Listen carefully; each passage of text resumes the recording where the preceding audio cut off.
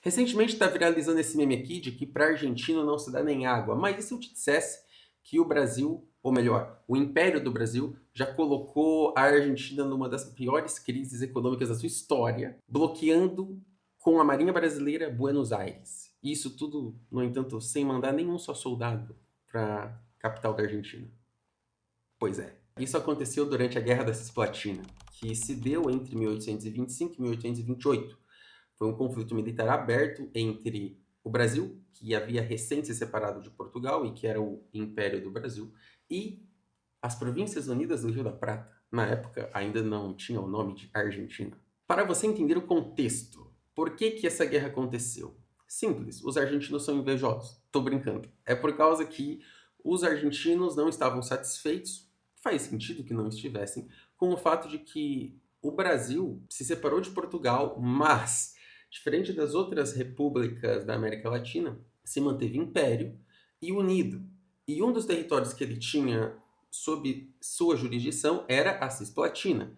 Até então, a província Cisplatina fazia com que o Brasil tivesse um controle territorial sobre a localização mais estratégica da América do Sul, talvez até hoje, que é não a Amazônia, ainda mais na época, mas o Rio da Prata.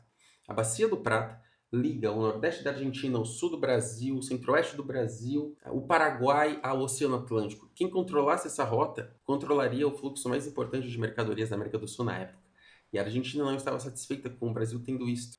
E foi por isso, então, por inveja, que os argentinos patrocinaram separatistas, financiaram separatistas, e de fato eles começaram até a apoiar militarmente eles. O imperador do Brasil, Dom Pedro I, não teve outra alternativa senão declarar guerra. Estava iniciada a Guerra da Cisplatina. Acontece que não tinha um momento pior para acontecer a Guerra da Cisplatina. Se fosse em um momento normal, provavelmente o Brasil venceria. Mas, naquele momento, o Brasil estava endividado até o talo com banqueiros britânicos, principalmente Rothschild. O Brasil tinha recém passado uma guerra, a Guerra da Independência do Brasil de Portugal, que foi sangrenta, embora muita gente não saiba. E, além disso, o imperador estava com uma popularidade baixa, em virtude da forma em que ele tratava a bondosa e muito virtuosa Imperatriz Maria Leopoldina. Então, aí ele me surge com uma guerra, que era uma guerra justa. Era importante que o Brasil dominasse a província cisplatina.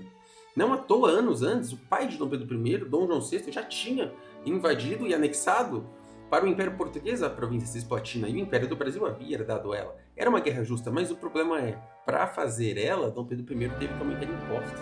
E aí a sua popularidade caiu ainda mais. Dessa forma, era insustentável que essa guerra prosseguisse por muito mais tempo. E então, aproveitando esse tempo que os argentinos, junto com os separatistas que eles financiaram na Cisplatina, começaram a travar uma guerra terrestre contra o Império do Brasil. Estava num impasse, bastante equilibrado, mas, afinal, as forças da Argentina e dos separatistas venceram batalhas decisivas e estavam ligeiramente mais em vantagem do que os brasileiros. Em terra. Em terra, porque então a Armada Imperial Brasileira, o nome da Marinha do Brasil na época, começou a estrangular economicamente Buenos Aires, com a finalidade de fazer com que, pela economia, eles cedessem no campo de batalha. Os argentinos tentaram reagir, mas eles foram completamente aniquilados em mar. O Império do Brasil tinha uma das marinhas mais poderosas das Américas, então o couro e a carne que a Argentina exportava para enriquecer não saía mais da Argentina. As divisas não entravam mais. Nenhum comércio global era possível agora com a Argentina, porque o Brasil estava impedindo isso. Desse modo, a vida dos empresários e dos empregados na Argentina se tornou um inferno graças à Marinha Brasileira.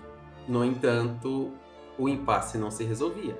O problema é que, sofrendo com esses embargos da Marinha Brasileira, estavam também empresários ingleses, que tinham muitos negócios na Argentina, e foram reclamar ao governo do Império Britânico sobre essa guerra.